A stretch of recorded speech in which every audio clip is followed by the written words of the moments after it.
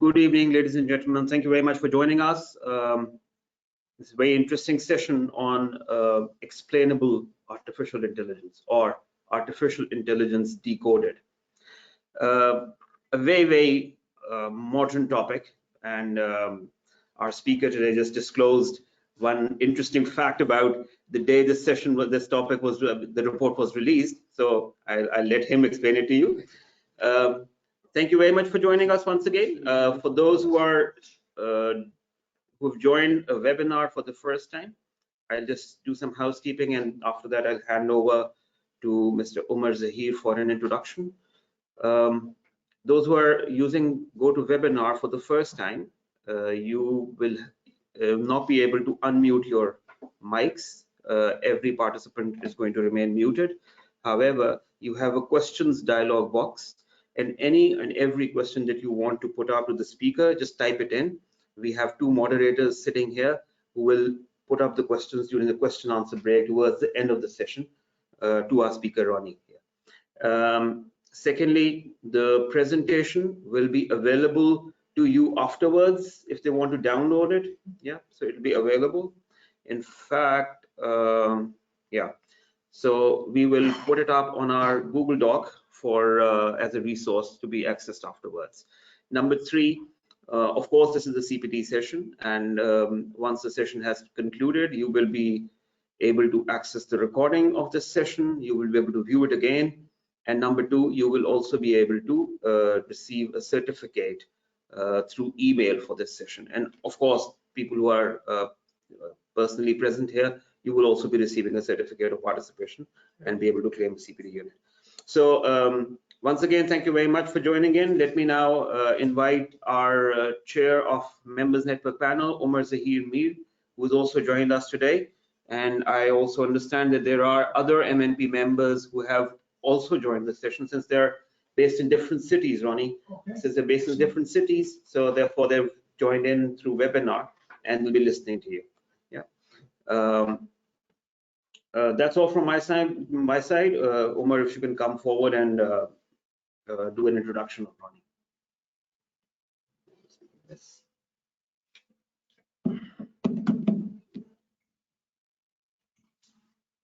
Bismillahirrahmanirrahim. Thank you, Harun. First of all, I would like to thank you all for coming today. I was just telling Ronnie the tremendous interest we have in this topic, and that despite the PSL, which is the biggest sports league in Pakistan, hundreds of people have joined online, and our members have actually made the effort to come here, although the road are totally jammed at the moment, just like you have in the European leagues. So it's kind of that atmosphere at the moment going on here. Well, I'll give you a formal intro of Ronnie. Then I would like to say a couple of informal things before welcoming him on the stage. Ronnie is actually a past president of ACCA Ireland. Ronnie initially chose to study ACCA because of the flexibility it afforded and the career path it opened for him. Prior to moving into education, he was actually employed in professional practice consultancy and in a variety of different industries, including distribution, retail, and financial services. He's been a very important part of the ACCA network. He has contributed a lot and has given back to society over the years. He's been a senior lecturer in professional accounting practice at Ulster University since 2003. Ronnie has broad experience in curriculum and course design and development, and he's been an ACCA examiner and coordinator in the past. That's a brief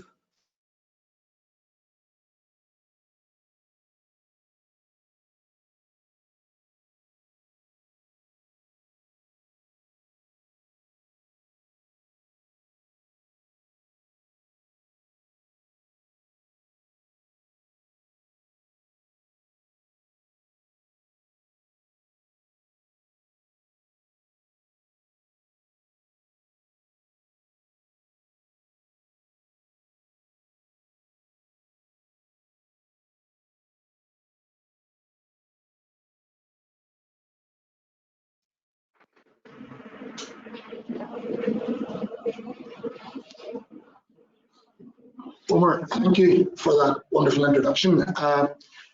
It's hard for me actually to overstate what a joy it is to be in Pakistan, because having spent time with you in London, having spent time with Isla, it's a place I wanted to visit for a very long time. And I have had very high expectations, and they've been exceeded. It has just been a wonderful visit. Thank you for your very kind words, which I would return. Being with you at International Assembly in London is always a joy. And good evening. And it's wonderful, wonderful, the things that we do within ACCA, that we can get down to business, we can enjoy ourselves, and we can have a laugh and mix all of that in. So welcome everybody that's here. Welcome those of you who are joining us online. And thank you, Haroon, for the introduction. Indeed, thank you for the invite. Haroon mentioned a particular point. I said that this report, it's just over a week old. It came out on Wednesday of last week, which was my birthday. So I consider this ACCA's birthday present to me. Thank you. I would like, thank you. I would like to try and convince you it was my 43rd birthday, but actually 43 is my waist measurement. So, thank you. That's my inside leg. The topic is one that, as has been said, I think it's close to us. We all know about the impact of technology on accounting. Artificial intelligence, some people think it's scary. Some people think it's wonderful.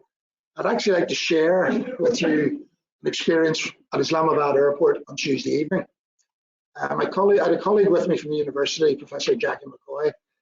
Jackie and I arrived at Islamabad Airport.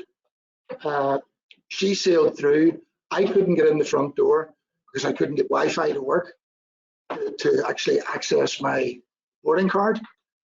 I was then thinking, why am I going to talk about anything to do with technology? Until I spoke to another colleague, our in-country manager for the university. I said, Premier, what is CNIC, which you had to put in to get the Wi-Fi? He said, oh, that's your national identity card. I suddenly realized it wasn't me being a complete fool, because obviously I don't have a CNIC. So I felt slightly better after that. But when we get through security, we thought we were late and we dashed to the gate. And we arrived there and there were 4 people, 3 ladies, and a gentleman. It was obvious it was a man, his wife, and one of their mothers and a daughter. And we began a quick conversation. The gentleman said, what brings you to Pakistan? Jackie explained that we were from the university. And then they looked at me as if to say, what do you do? So I said, does anybody want to be an accountant? And the daughter said, no. I'm trying to get, it gets worse, because she said, I'm trying to get rid of accountants. And I said, why did she say that to her father? And her father said, oh, she's a data scientist. You guys are gone. Now, it's an amusing story, but I think it's a useful starting point for what we're looking at tonight. Because my view, and I don't think I'm alone in this view, my view is that we're not finished.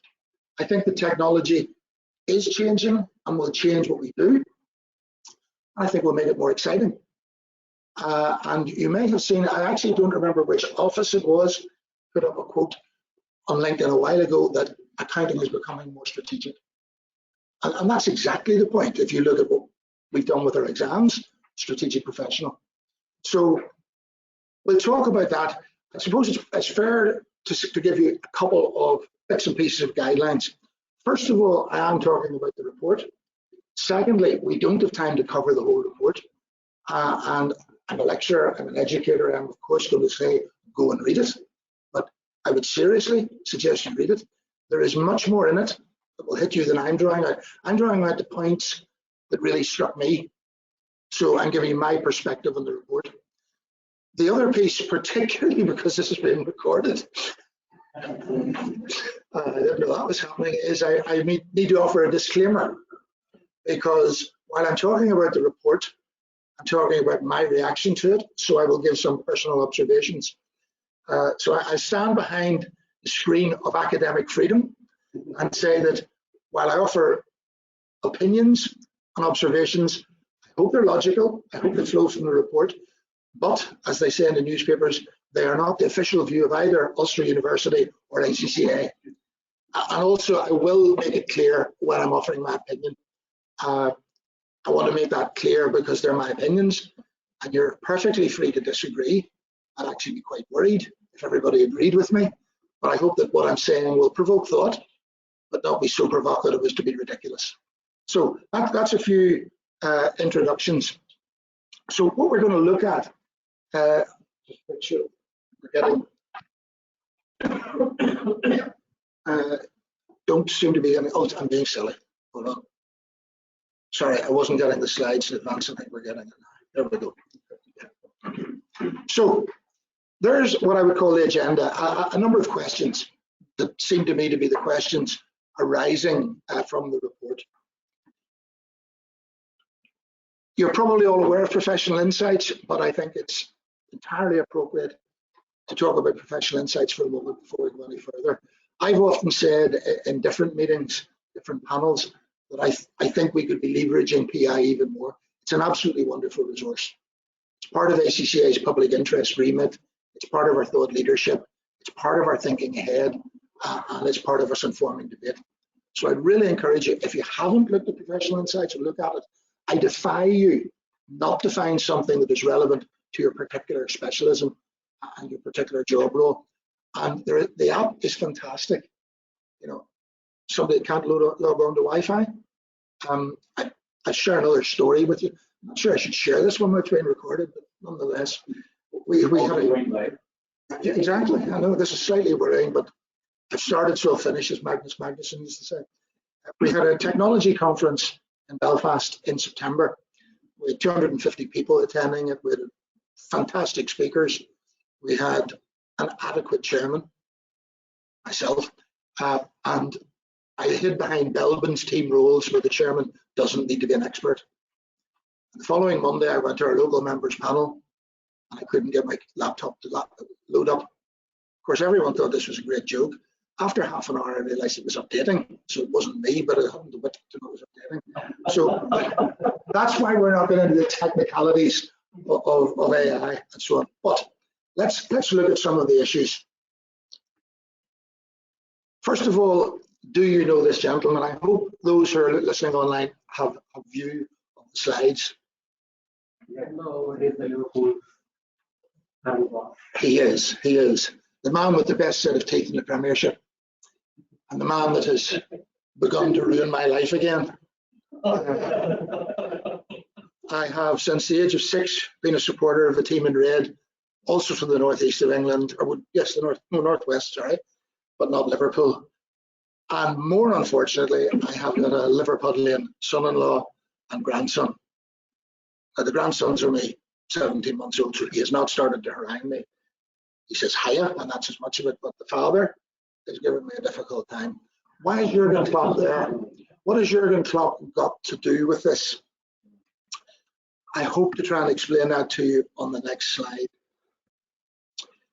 The reason I had Jurgen Klopp there is there's a company called StatSport based in Uri, about 60 miles from where I live, and they provide statistics to many sporting organisations, and Liverpool Football Club is one. And while it pains me greatly to say it, we cannot deny that Liverpool have done phenomenally well over this last 12, 14 months. And partly that is driven by what they've done with the data from StatSports. So the impact of technology is not just in accounting, it's informing sporting, excellence. Just a difficulty getting that word out related to Liverpool. So that's data, and that's data science. What about AI, XAI? What's it got to do with Jurgen Klopp? Well, let's look at AI first. It's about the capacity of machines to learn. We know that. The interesting bit is once we bring AI in, it adds cognition. And that's where the scary stuff begins to come in. These machines can think. These machines are going to overtake us. And those are the scare stories we're hearing, such as the conversation at the airport. The key point about it all, both in terms of all the sports clubs like Liverpool and Barcelona that StatSports service, is that what they provide uses algorithms. And algorithms are grand, but therein, I think, and I'm saying that to emphasize it's my opinion, therein lies the potential problem. So explainable AI or XAI is getting underneath that to be able to shine a light. Now, again, there has been an ironic development this week. I was giving this talk at FAST yesterday, and it was about this point when I talked about shining a light. There was a power cut. The lecture theatre was plunged into darkness. And I told the story that if I'm going down the corridor to a class and I bump into a colleague and we start a conversation, my way of saying, look, I'm late, I need to get to class is, sorry, I've got to go. I need to cast some more darkness where once there was light. And the colleague will say, have you not got that the wrong way around? And I said, well, ask the students. Well, yesterday it came to me. But we want to shine a light, we want to reveal some insights. Now, those words are in inverted commas because they're a direct quote from the report. And I think that raises the question, shine a light and reveal what? So what we're trying to shine a light on with explainable is that what factors influence the output? Or to put it another way, what are the drivers? What carries most weight within the algorithm? What's the extent of that influence? We need to know the extent of the influence so we can make judgments about how we use it. And the other point that's important is that when we're talking about XAI, it is information that should be human readable, not hidden in impenetrable lines of code. Now again, those are paraphrases from the report. And yesterday I looked at my LinkedIn feed and a colleague at home had put up a post about an AI exercise that had taken place where a robot had read 10,000 books. And it had read those books in some phenomenally speedy time. Sorry, I can't remember the length of time. But what it indicated was there was a huge gender imbalance in literature across cultures and across history. And what interested me about that was that the comment was about the impact that that's having on our culture. And I'm kind of drawing it out, and I'm suggesting to you that in the same way, if the algorithms have got the wrong weightings, the wrong influence, we're going to get the same coming out. And the problem that this story about the books was suggesting was, to what extent is that driving our cultural norms, the way we think about things? And that's the key of all of this. I'll try and unpack it a little as we go through. So my point is that we need to be careful. I think the report makes that point as well. Before we delve into that anymore, I think we need to think about this point. What is AI not? So the report says that it's not fully autonomous.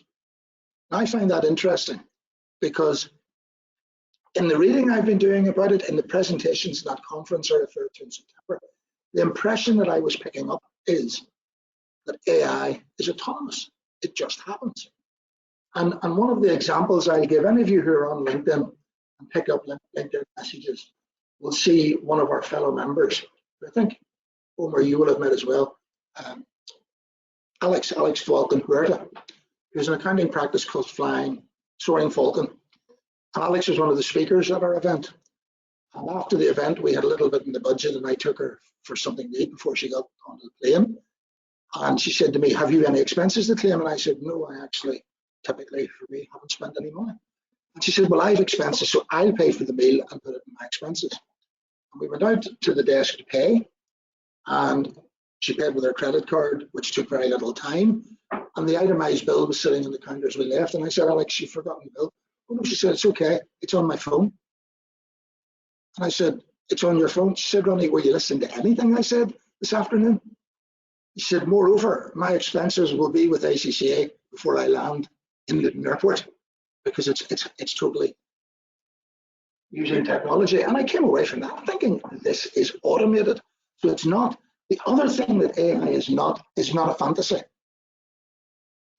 Now, Hollywood will tell us that it's automated and all the things that are going to happen and why we've all the problems as humans. People like the young data scientists at the airport, who frankly, when I think about didn't look old enough to go to primary school, which tells its own story. 34 is my waist measurement. So there are issues in there. So I want to offer an observation. The report says this: the middle path of augmenting, as opposed to replacing the human actor, works best when the user understands what the AI is doing. Now, in some ways, that's the core message. It's only effective, but I think the augmentation is really important. What we do as professionals is augmented by this.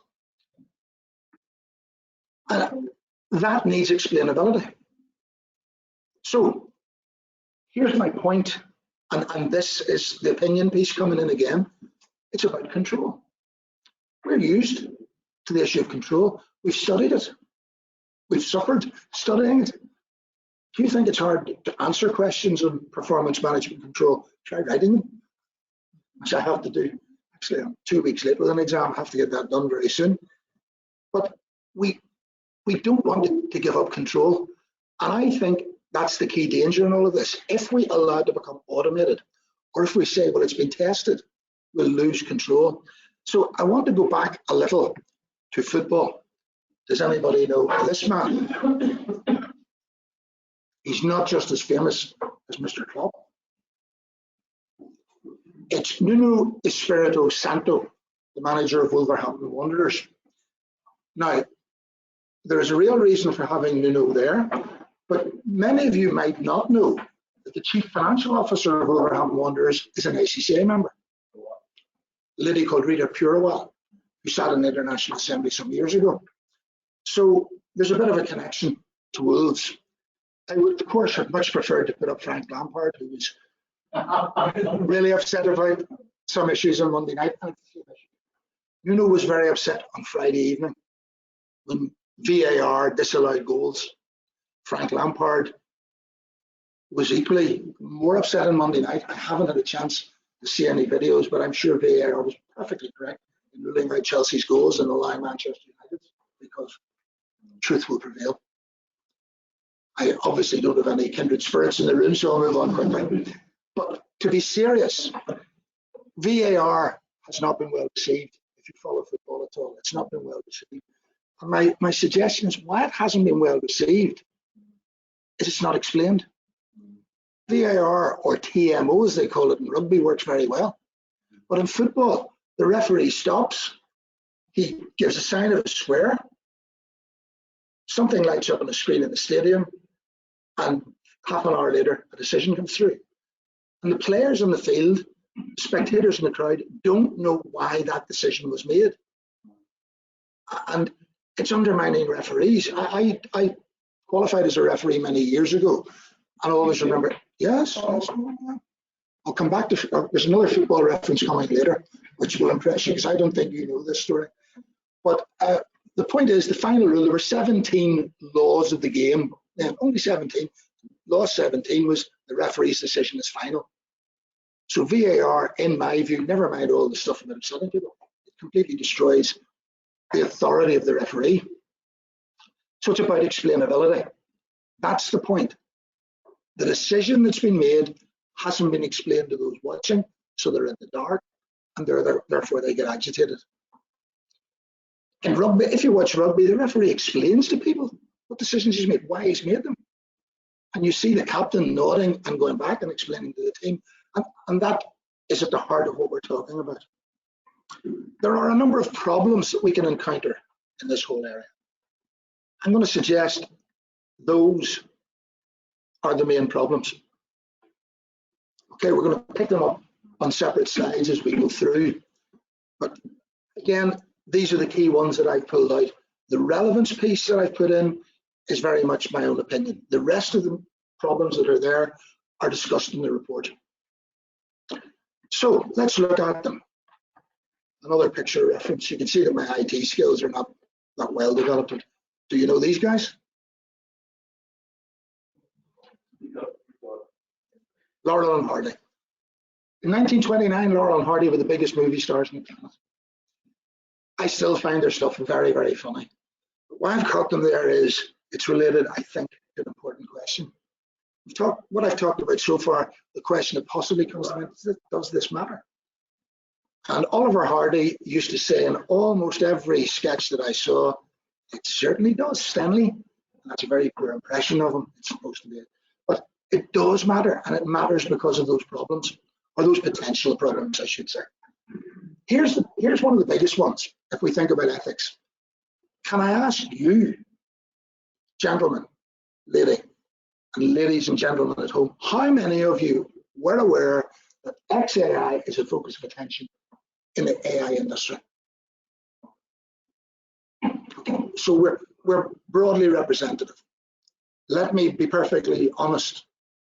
Until Friday of last week, when I read this report, neither was I. And I'm ashamed to admit that. And I think you'll see why I'm saying I'm ashamed as we go through. This is the worry. 51% of the respondents to the survey that was done weren't aware of this. Now, I find myself looking at that and I find myself saying, I didn't know. That's not good. Can I really claim to be a professional? Can I really claim that I'm preparing students for careers that currently don't exist if I'm not aware of this? So here's my excuse. Thank goodness for my professional body. Thank goodness for ACCA and Professional Insights, because I suggest that none of the other professional bodies are alerting their members to this. So we are thinking ahead. It's important. So I put the word opinion in because it's really important. This now is very much my opinion. I think I've typed that the wrong way around. What I'm suggesting is that AI could lead to abdication, an abdication of our professional responsibilities. We leave it up to the techies, we leave it up to the technology. But the public interest demands transparency and accountability. That's what we're about as professional accountants. Public interest number one, transparency and accountability are part of that. So I'm challenged by this. As you introduced me, you talked about curriculum design. So how am I going to do this? I hope I have a suggestion towards the end. So that's the ethical piece. There's issues around suspicion and reputational damage. So actually, before I get on to that, I meant to give an example on the other point about transparency. Can I ask if anybody else in the room remembers the introduction of spreadsheets? I think all those who were present remember the introduction. No, I do. You do? Yeah. You're a good friend, and it pains me. No, you don't. What was the first spreadsheet? What was the first spreadsheet? Yeah. You are asking about the first slide or the picture? Oh, sorry. No. Spreadsheets. The spreadsheet technology. Oh, no, sorry. About that. Does anybody remember the introduction of spreadsheets? Spreadsheets coming along. Sorry, not the introduction. Exactly. Worryingly, I do. I remember it. I remember it very, very clearly. Sitting in a management meeting, I was working in a small finance company. We were competing with the major banks. And the computer manager said this morning, out of the blue, I think we might have been having a couple of tea as the meeting came together, and he said, here, and he wagged his finger at me like this. Where are we so that people can see? He wagged his finger at me, and he said, there's a new product, and you're finished now. I said, what do you mean? He said, this thing, you do your sums on it, it gives you the answer. You change the numbers in the sums, it changes the answer. And I looked at him and said, catch yourself on. Somebody take him out. He's been at the whiskey bottle. So here's the point. Spreadsheets, we all use them. Two stories. First one, when I started using spreadsheets, I had built a fairly, I thought, complex, comprehensive budgeting model.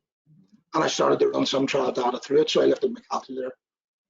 And one of the computer guys was walking through the office and he said, what's wrong with you? I said, how long have you got? And he said, why is it that you accountants, you've got a spreadsheet, what are you doing with a calculator? I said, well, Do you ever consider the possibility that some of the formula might be wrong? I might have typed the formula incorrectly. I said, testing it. He shook his head and walked off. Roll forward 3 years ago, I went to a seminar with PwC talking about automation, technology, and accounting, and they told a story. I'm going to share the story with you. One of their clients, one of their former clients, built a spreadsheet to calculate their prices. It was an extremely complex pricing model, extremely complex spreadsheet. They ran tests, happy with it. They used it to quote prices. They found their sales were going up. Profits and cash flow were going the wrong way. Something was wrong. They didn't find out in time. I said one of their former clients, the business doesn't exist. It didn't exist when I was told the story 3 years ago. There was one character in a formula which was incorrect. All the prices were wrong. They were selling below cost. So, very serious problems, and that comes from that reliance. That's the loss of control. It could be worse. It could be worse. And the point about it is that AI could very easily be a black box. Well, you know, the techie guys have done that. Leave it to them. It's impenetrable. As accountants, we become much better at explaining. I still vividly remember an occasion when I was working in this practice, I was asked to present the accounts to the client, which I did. I said, there are your accounts, Mr. Client. He looked at them. You can tell this was a long time ago because he then turned to me and he said, how did I do, son? And I said, well, there are your accounts. Because in my head, I'm thinking, I spent a lot of time. I can stand over every one of those figures. They're reconciled. I know they're right. And he looked at me again. He said, no, son, how did I do? Light bulb moment. He's not interested in my technical skills. He wants to know what this means. That's where we are now as professionals, and we've become better at explaining. I'd suggest we have a bit to go yet. We still hide a bit behind jargon. We don't shine a light on it all. So that's a problem. And if we don't explain AI, it's going to create unreasonable expectations. So over the course of the last few days, I've been talking to students who want to come to the UK to study. They want to do a master's degree in many cases. They want to know what they can get out of it. And I have tried to be very careful that I don't oversell, that I don't give them unreasonable expectations, because that's a way to destroy them. And AI can do the same thing. And of course, to state the obvious, if we make bad decisions, we're going to increase our costs. If our costs rise, then ROI falls. Nobody wants that. And the worst, as I remarked, is in the extreme, it could put you out of business. If people are suspicious, then they start asking questions about your purpose. And in fact, I've done training courses, corporate education, we call it at Ulster, rather than corporate training. And when it's with non-accountants, finance module, my first slide is generally, what are accountants for? And if you've ever engaged in that conversation with non-accountants, it can be really dispiriting. They don't view us particularly positively. In many cases, we need to re-educate them. So let's take us. If we're suspicious about what AI is doing, we're going to ask, what's it for? Then that leads to questions about relevance. Now, can I check if there are any auditors in the room? Okay. Well, then you guys know about this. If something goes wrong, first question, where were the auditors? What were you doing? Have you been there? I think from your face, for sorry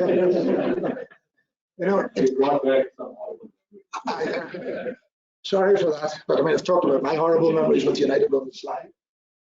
Now, I know we're more than one branch of the profession, but I think, you know, all joking aside, we can see that's where it arises. And you'll be aware that in the UK, there are 2 reviews going on around the function of audit, Keeman and Bryan. They've issued initial reports. ACCA has responded. Some very interesting observations, and ACCA through Maggie McGee and her director are very much involved in the debate. But the one that struck me was that they're suggesting that professional skepticism gets replaced by suspicion. It's a deep one. It's more than just changing words. We'll see how it plays out. It's coming into this because, to be honest, as a non-auditor, standing back looking at it, what's being questioned is the relevance of audit. That's fundamental. Think of it, 10 years ago, that question would not even have been asked. So I'd suggest it goes wider than one branch of the profession. Then we have the issue, is it a challenge or an opportunity? And I think that then raises questions about what is ACCA doing? I'm standing in front of you with, if you like, two hats on, representing ACCA. I'm a university lecturer, so what are we doing in our university? And the questions that we have to ask ourselves, I think, are these appropriate responses? Are they sustainable? Are they effective? I hope they are.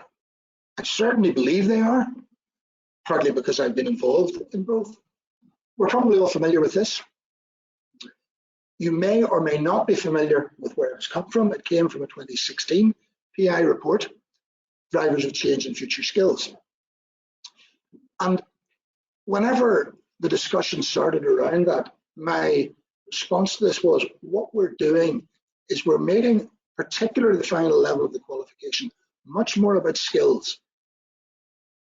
So if I could just pause for a moment, I found myself, when I was teaching professional classes, a little bit conflicted and frankly even having a bit of an ethical dilemma, because my title is senior lecturer, previous job was lecturer.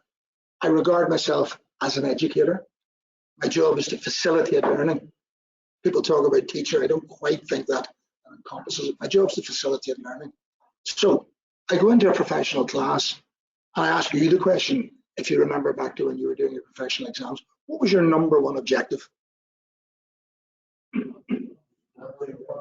To pass. I think everybody's saying to pass. Yeah. We've had this discussion. I think you and I are very much on the same page. Certainly a lot of the students I had in front of me, they wanted to pass.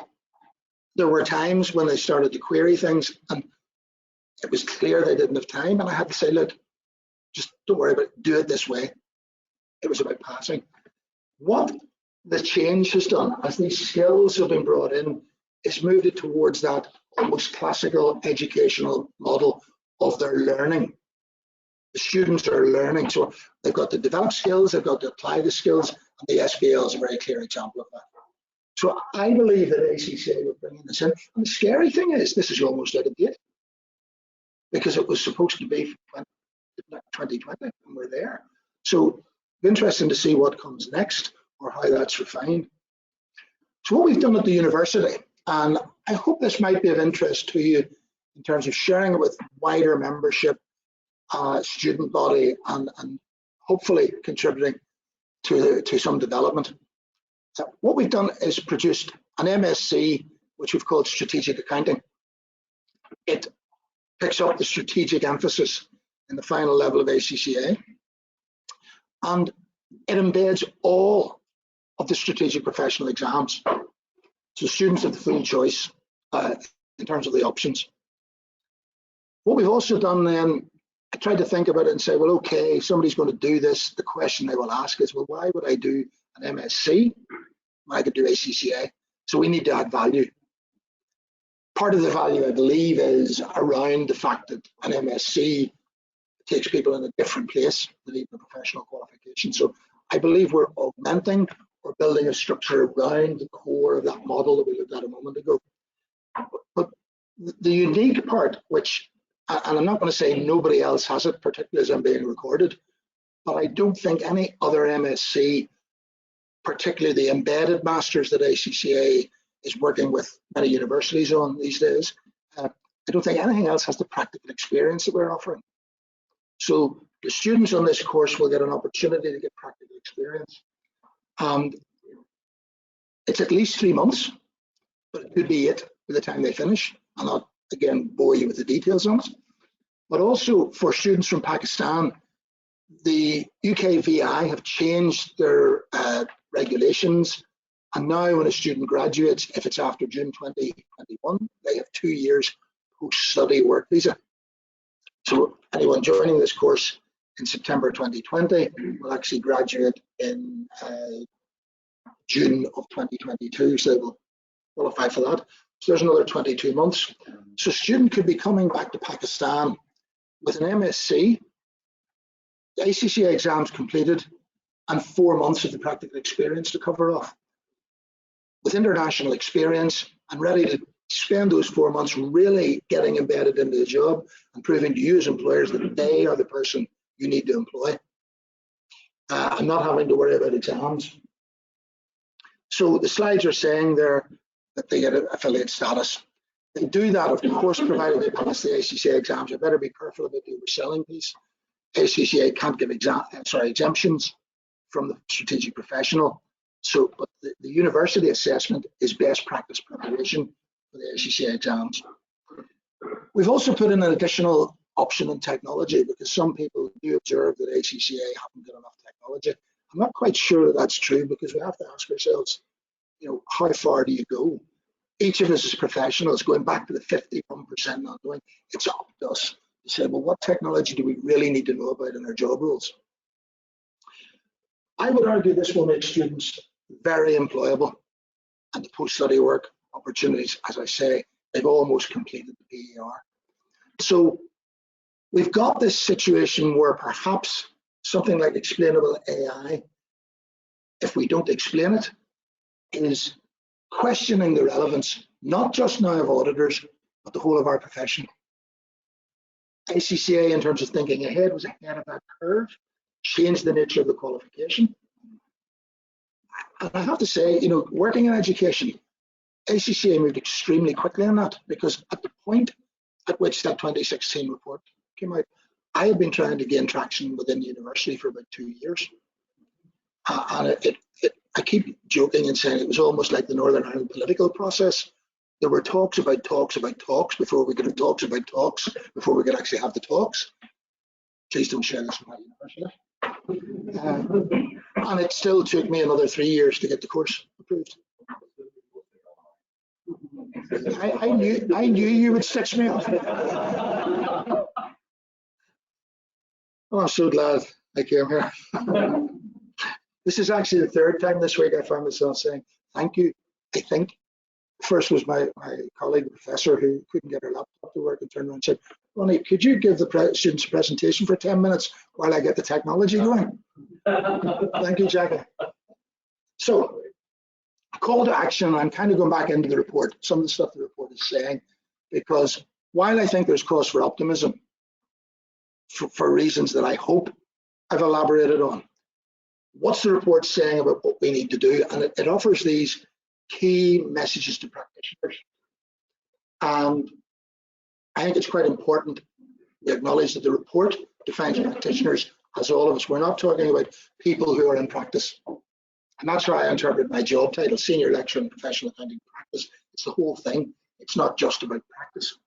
So we need to maintain awareness of the emerging trends. And while, as I said at the outset, it was a bit shocking to find there's this major development happening and it wasn't on my radar, PI helps us keep on top of it. And I guess that you are not part of the group who would say, well, what's ACCA doing for me? This is what ACCA is doing for us, gentlemen and ladies. This is keeping us at the forefront of what's going on in our profession. And that's how we're going to stay relevant. We need to be careful we don't oversimplify the whole thing. And that's kind of back to the fantasy, totally autonomous issue. And we need to embed explainability. And I've deliberately left that not as a full sentence, because the thing that kept striking me as I read this report and I thought about it, and indeed this week as I've been talking about it, is we need to embed explainability in everything that we do. And it made me actually think about the fundamental issue. My job is to explain things for students to go off and think about them, talk about them, dig into them, and form their own views. So that's what we've all got to do. And this piece about is explaining what accounts mean and so on. We've been getting into that. So that's all where we need to go. That's what the report is saying. So what does this mean? I promise you we're nearly there. Slide 17 of 18, in case you think there's no hope of escape. And these are my observations. The first one is, I would suggest we cannot cede control to the techies. Because if we do, then we don't know what's going on and we can't explain it. Let me give you an example. If you don't remember spreadsheets, you've probably never sat in those meetings that I sat in the late 70s as a young, I was young then, young, timid, ginger-haired. Actually, my hair was orange. I glowed in the dark, so I didn't really give my opinions much, and it's really quite scary because people who were probably about the age I am now, very wise people. Unfortunately, at the age I'm not wise, would say, "Oh no, you'll never be able to computerize the ledger." I genuinely believed it. So the first time I was involved in an exercise to computerize the ledger, it was a bespoke package. I was the assistant accountant. In other words, I was the bottom of the food chain. Above me, I had a financial accountant who was almost qualified as an Irish chartered accountant. I had a chief accountant who was a qualified Irish chartered accountant, a financial director who was an Irish chartered accountant. You can see there's a rather boring theme developing here. And we talked about it and we decided, well, hang on, when you put the entries in, debits must equal credits.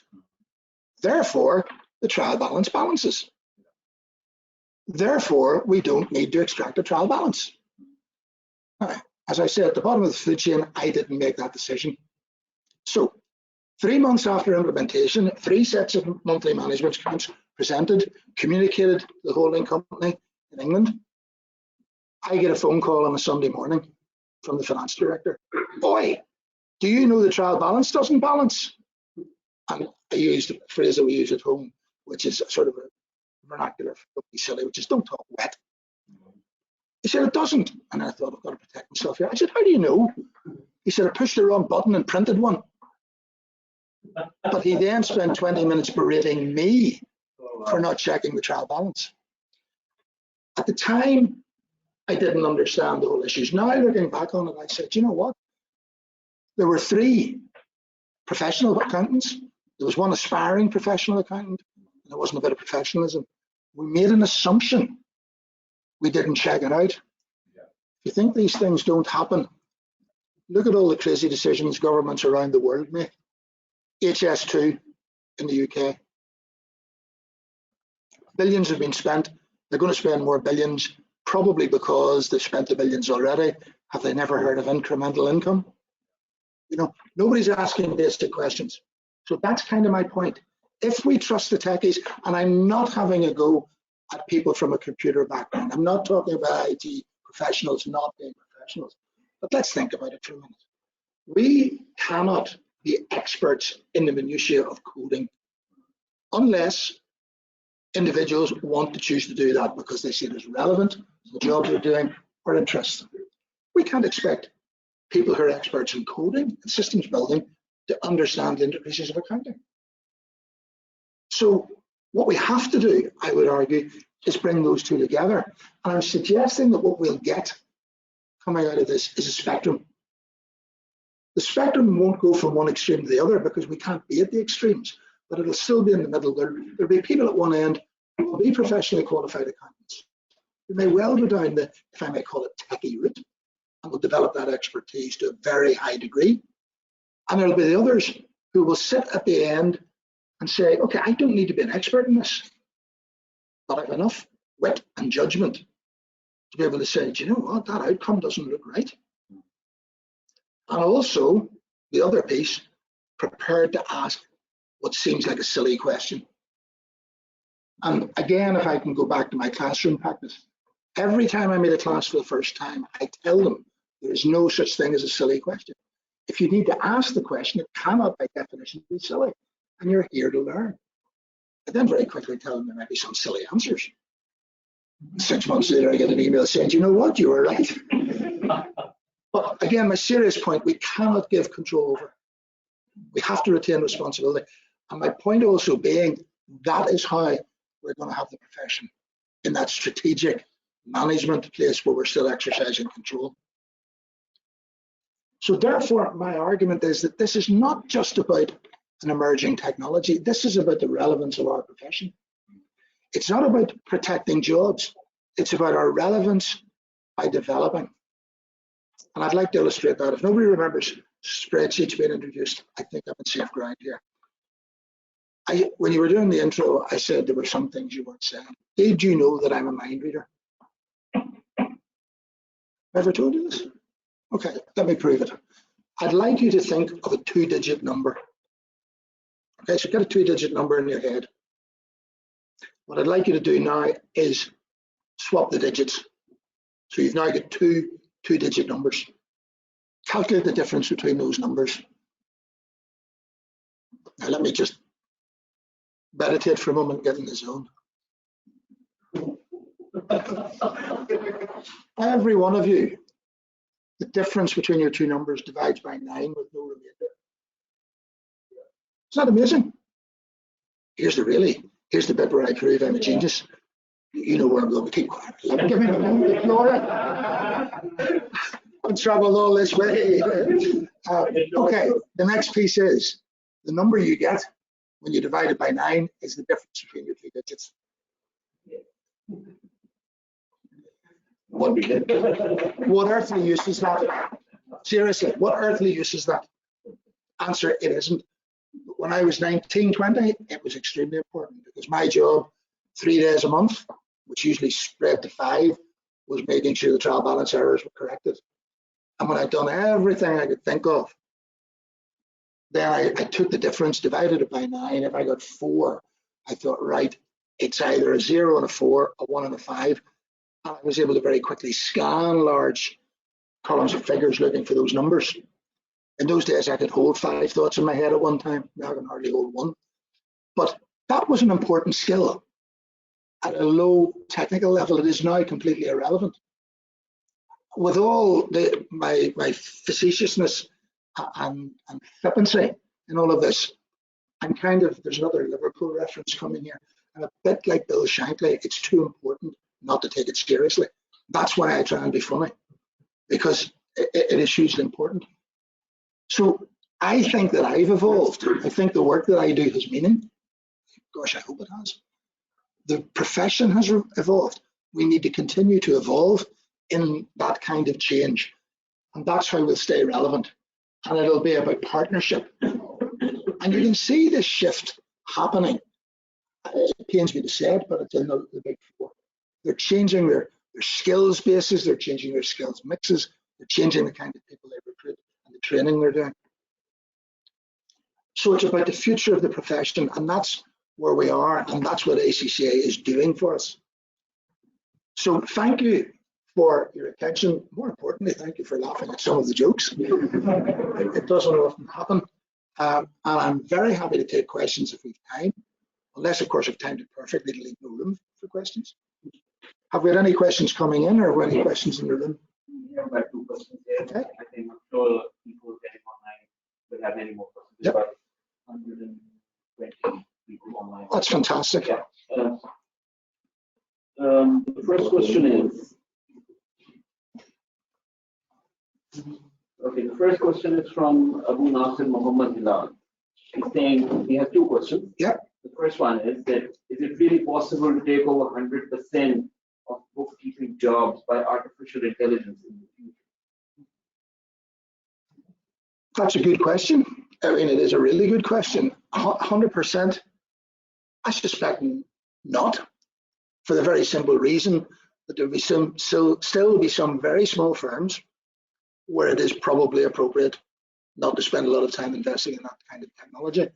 Those firms might be better investing in technology that strategically drives their business, that gathers them market information and looks at trends there. So my simple answer would be, I think not, but if we move away from the 100% as a definite number and say to more or less, then the answer is yes, it's happening. And that lady I referred to earlier, Alex Fulton-Huerta, Alex is doing that with her clients. There's another member, Alistair Barlow, doing the same with his clients, and the work that they are doing is quite sensational. So yes, it's beginning to happen, and actually that's a good thing, because it takes away the drudgery. I mean, if we all go back when we started doing those kinds of drudgery type things, you must have asked yourself, why am I doing this? Is this all there is to life? You know, so I would view it as a positive thing, because what it means is that question I raised, how did I do, son? You're no longer focusing on, is the bank reconciliation squared? Do I know that well, we called them debtors and creditors in those days, so the receivables and payables accurate? It's now, well, what does this mean? Do you know what? Your gross profit margin is held up, but you've allowed your costs run away, and therefore your profit's down. You might be getting the volume, but you're reaching a point now where you're at critical volume, because if you don't spend more on overhead, you're not going to survive. And you spend more on overhead, how are you going to make sure your sales go forward? So you're really then starting to get into the business. So I think my answer, and emphasizing it's mine is probably fundamentally yes, in the spirit of the question, but I wouldn't grieve about that, not least for bookkeepers, because it gives bookkeepers a chance to move a step or two forward. And your earlier comment about some of the smaller organizations who can't afford it, and the second part of the question is about them. He's saying what percentage of the organizations worldwide can afford to invest for such a system in the organization? Another brilliant question. And at the risk of sounding cheeky, I'd turn it around and say, can you afford not to? And I'll try and answer that with a couple of real examples, because I think that might help. Some years ago, I was invited through a friend of a friend to go and meet somebody who was having difficulties in his business. He was hemorrhaging cash, and we talked about his business. We talked about how he did business, and I couldn't put my finger on anything. And I said, who keeps your accounts? Who provides you with management information? Oh, he said, that's my finance assistant, I think was the title. I asked, can I meet with the finance assistant? Which I did. The finance assistant could not answer any question that I asked him. Okay, I think the picture's not. He wouldn't answer a question. He was incredibly shifty. And the only conclusion I could come to, and it's kind of hard to describe or convince you of this, was to think, I think this guy's at his work. So I told the owner, I said, look, I can't make allegations, but how much do you trust this person? And the answer is, oh, I trust him. I said, well, look, then I've got a difficulty. I have to tell you that I suspect that he's siphoning cash out of the business, which did not go down well. 6 months later, the business was gone. That's what was happening. And I suppose the example I'm giving is, and it's back to control. The person running the business was not an accountant. It was almost, if you pay peanuts, you get monkeys type of thing. He was paying a low wage, so he didn't get anybody with a high degree of skill. And so therefore, technology can take out of that human unethical behavior. In terms of the small companies and then the affordability, people like Alex and Alistair are the experts with the boots on the ground actually doing this day in day, and they will tell you it's not that expensive. And actually, although the question is about bookkeeping, the report refers to a product called Fluidly, which is a product that Alex talked about in our session in September. And what Fluidly is a relatively low cost product which will do cash flow forecasts. I don't know about you, but I used to quite like doing cash flow forecasts because they were structured. You get with it, but you always felt there could be more going on here than we can really put a finger on. I certainly never had confidence. So Fluidly is again using the technology, but the explainable piece of all of this is that as the user, we know what's happening. So I go back to the company. The owner didn't know what was happening because he didn't have the expertise. Therefore, he couldn't ask the questions of the member of staff. The member of staff, my take on it was, worked that out and thought, hey, license to print money. And the money was significant. There was severe personal loss.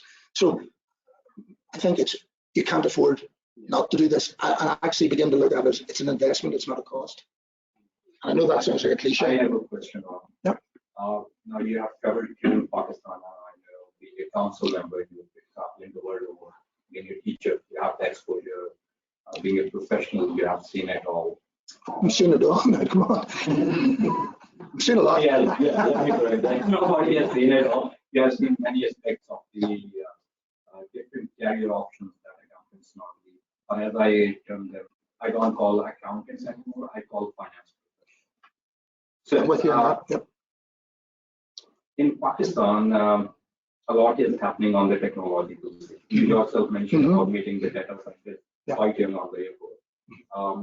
A lot of businesses are starting to realize the importance and invest too. But our economy is largely agricultural based. A lot of population is rural based. Also, there's a particular way how things work. Some things are tested and implemented more quickly in certain parts of the world with certain economies, talking about 4th, 5th industrial revolution, knowledge-based economies, then there are different economic models.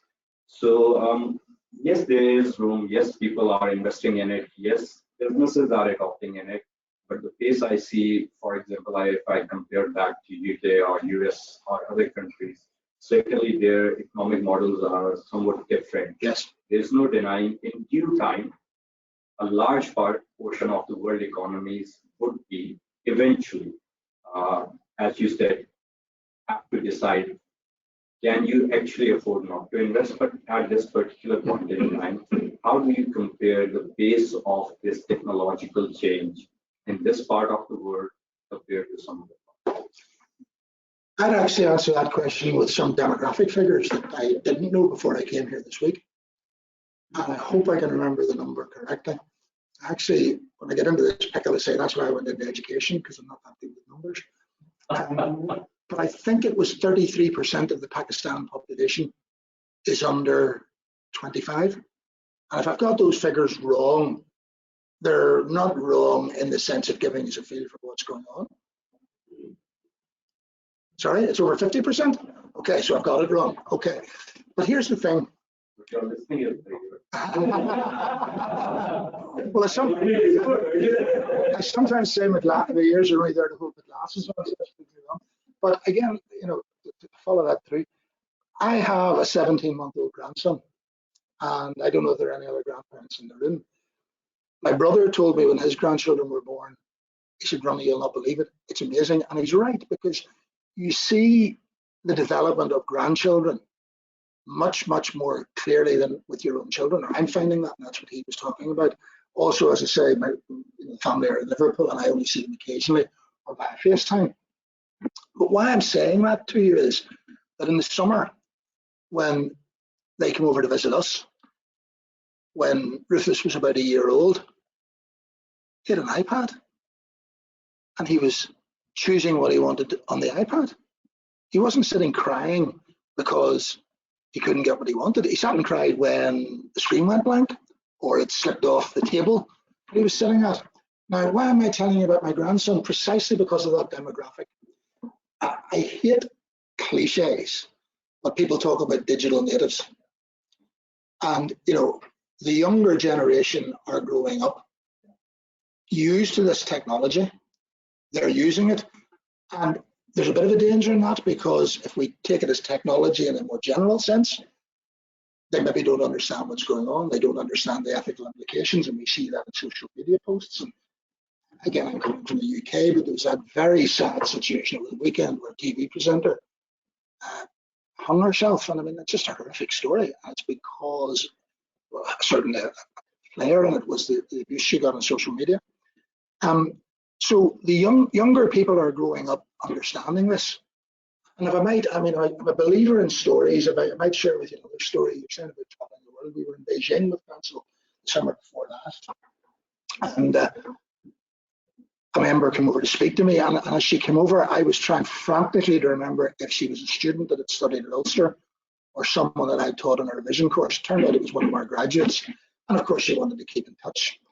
And I patted my pocket, I didn't have a pen, and here I was standing near me. I said, "Do you have a pen?" I said, "What do you want a pen for?" I said, "I want to write down an email address."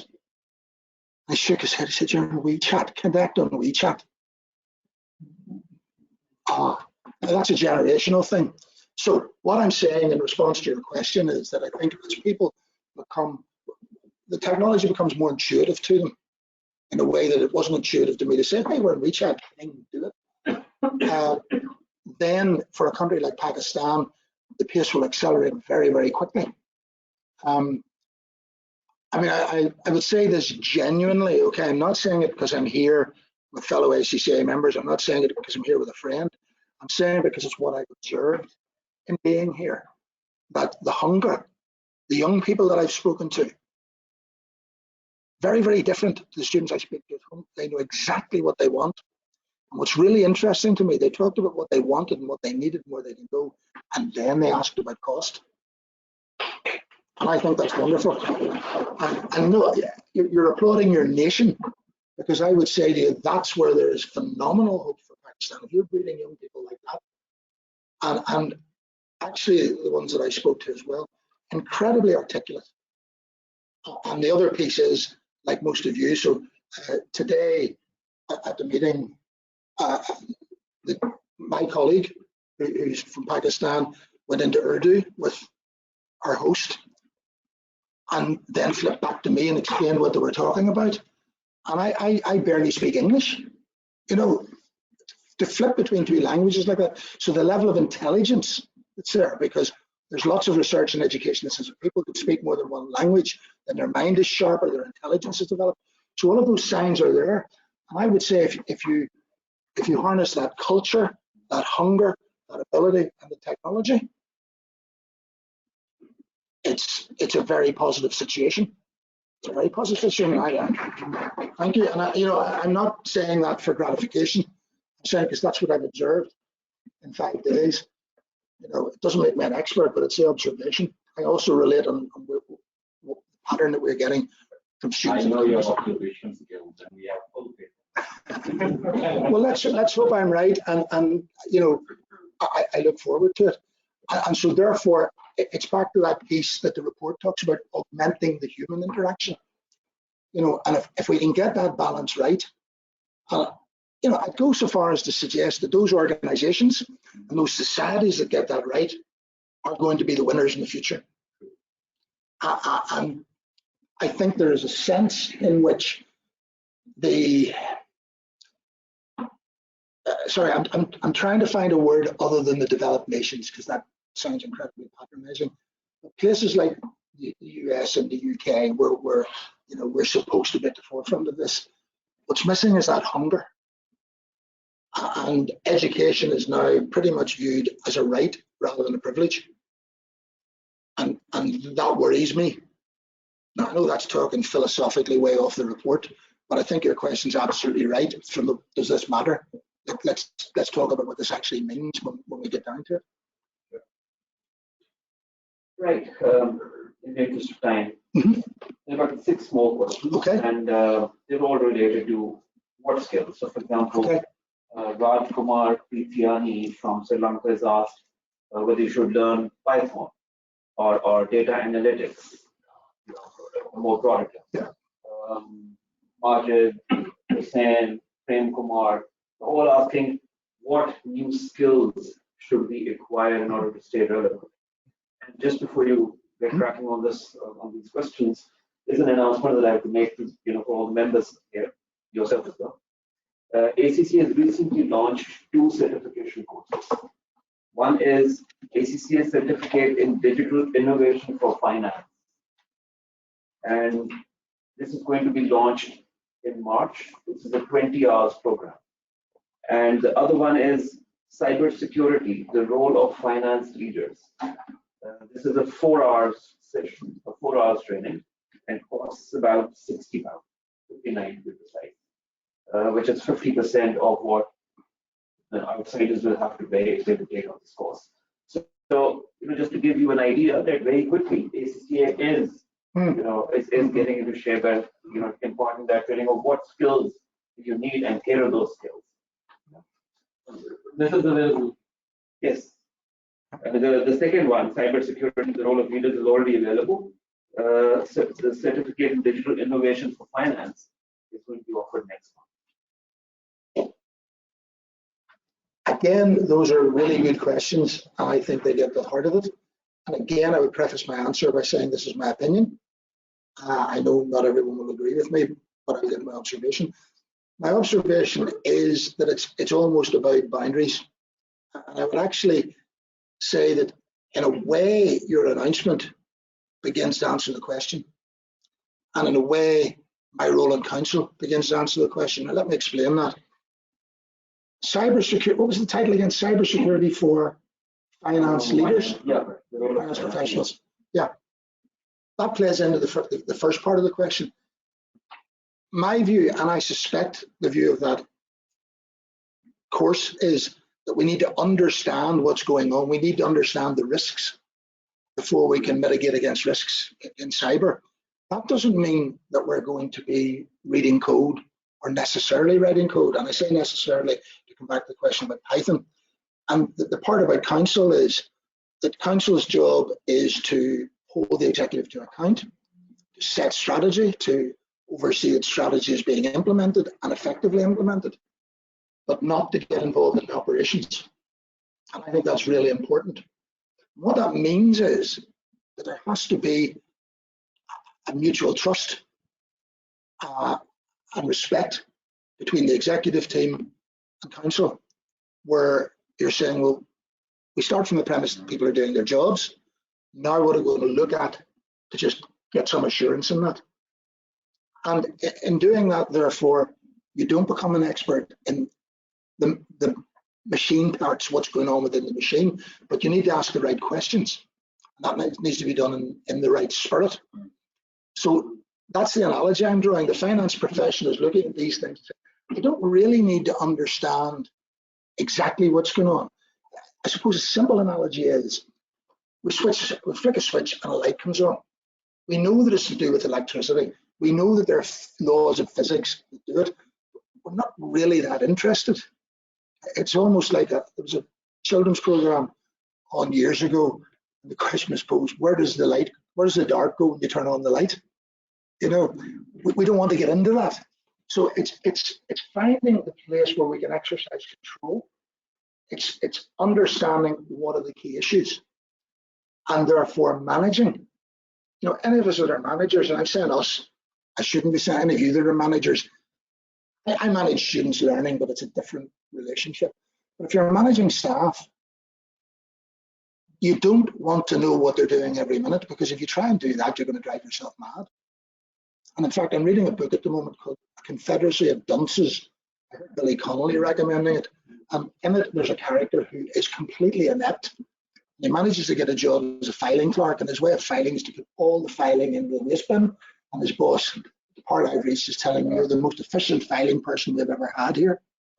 And that's it. And the Python piece, if I go back to it, not necessarily, that plays into something I touched on earlier, but didn't go into much detail. And it's this: there are opportunities to do that.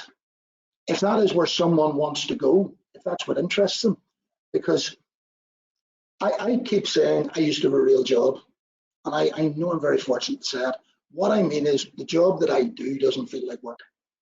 I've spent time this week talking to individual students to help set them a path that will achieve their dreams.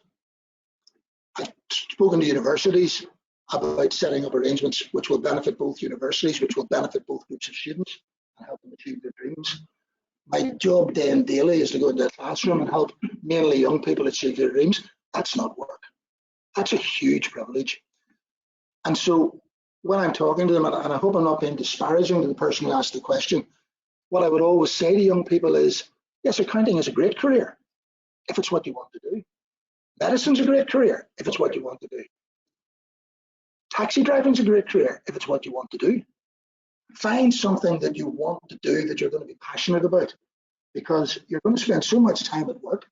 Actually, young people looking into the future are going to spend so long working.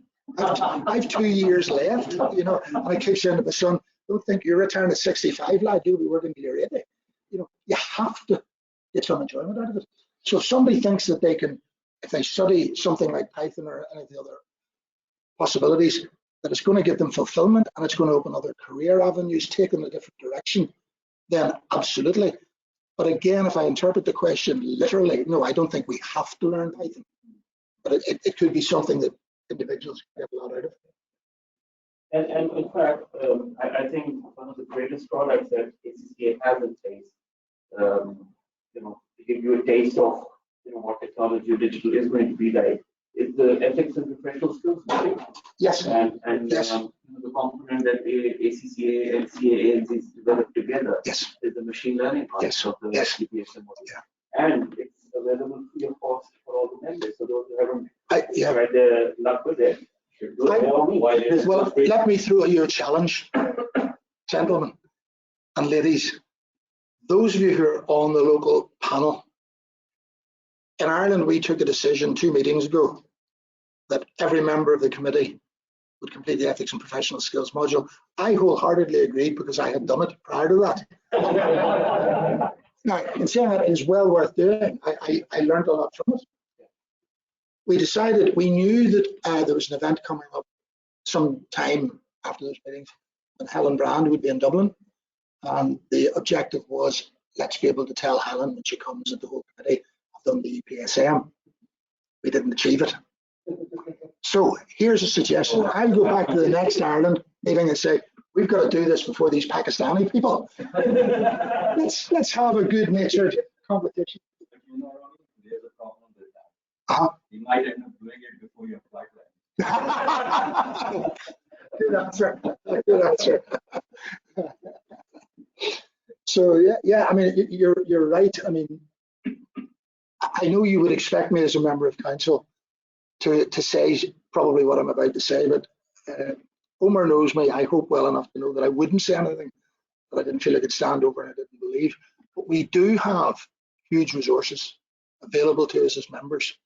And I want to pay tribute to the staff. And as you say, international offices, head office, and I'll give you an example of it. We have a relatively new head of ACCA in Ireland, a lady called Katrina. Of course, I forgot Katrina's surname. Anyway, Katrina. And we were talking about how we could reach out to universities who currently favour Irish chartered. And I said, well, you know, I think part of it is that we offer them resources. They have to be linked to the curriculum. I said, you know, everybody misunderstands lecturers. They think with 4 months off in the summer, they think we're lazy. Look, any human being, if you bring them a solution to a problem, they're going to take it. And I think we could do this. And my example was that the chief executive officer of Microsoft and the chief financial officer of Microsoft for EMEA are both ACCA members, both Ireland, both Irish nationals. I said we could talk to Katrina and to Dermot and maybe we could get some sort of partnership.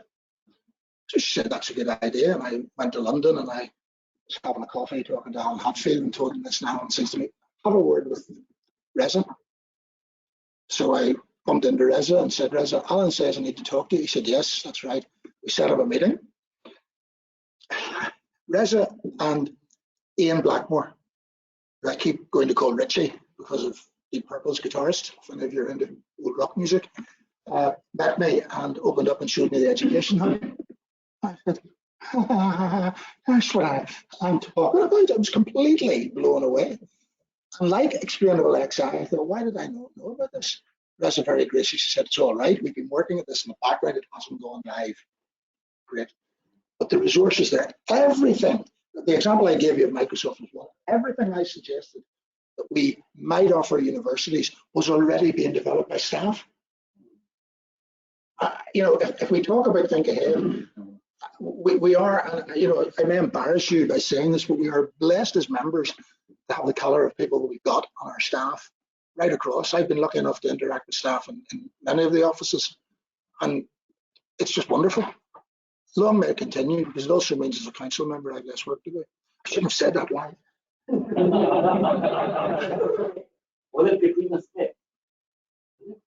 No, it's an ass. Just a complete mental block there. Is anybody else warm? That's going to be my excuse. I'm feeling warm.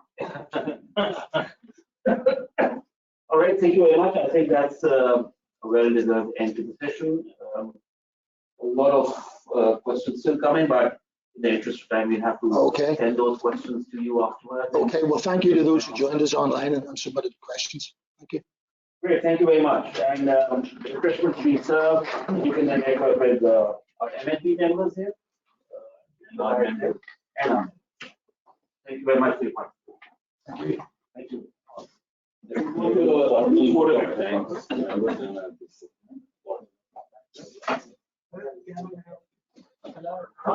Well, thank you very much, Ronnie, for that wonderful session.